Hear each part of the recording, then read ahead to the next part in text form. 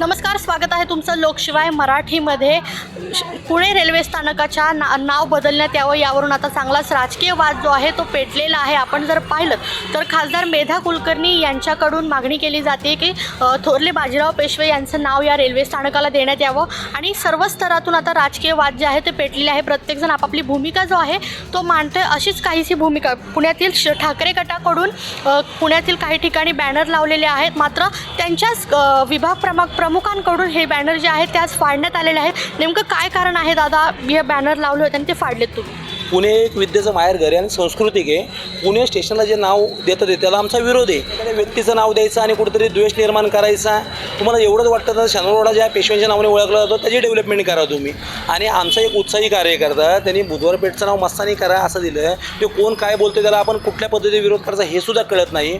त्यामुळं पुण्यातील उद्धव बाळासाहेब ठाकरे हा संस्कृतिक प्रत्येक गोष्टी जपणार आहे। त्यामुळं आम्ही आमचे फोटो असल्यामुळं पक्षाची विचारच नाही घेतल्यामुळं तो बॅनर आम्ही स्वतः जाऊन फाडला आणि बुधवारपेठेतील महिला यावरती काही अडचणी असतात त्यांचे कुटुंब आहेत त्यामुळे तिथं आहेत आणि बुधवारपेठेत अनेक चांगली कुटुंबसुद्धा आणि मस्तानी एक राणी होती, तिचा एक इतिहास आहे। त्यामुळे कशाचंही कशाला जोडले गेलं नाही पाहिजे आणि महिलेचा आदर राखला पाहिजे। त्यामुळं हा बॅनर आम्ही स्वतः एक पुण्याची संस्कृती म्हणून फाडलेला आहे। तुमच्या कार्यकर्त्यांकडूनच तुमचे तुमचे विचार न घेता तुमचे फोटो लावले आणि तुम्ही आज ते फाडलेत, त्या कार्यकर्त्यांवर कारवाई होणार का?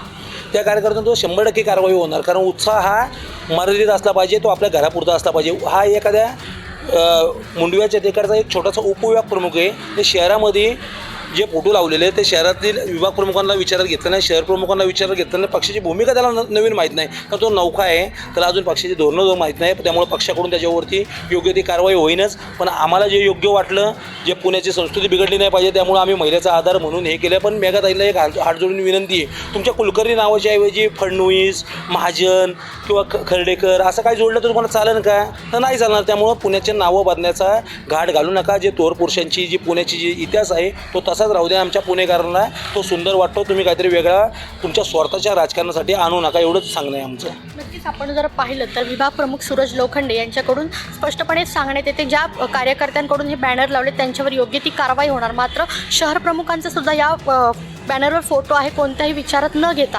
नेमकं या कार्यकर्त्यांवर आता काय कारवाई होणार हे पाहणं देखील तितकंच महत्त्वाचं असणार आहे। प्रियंका परदेशी, लोकशिवाय मराठी, पुणे।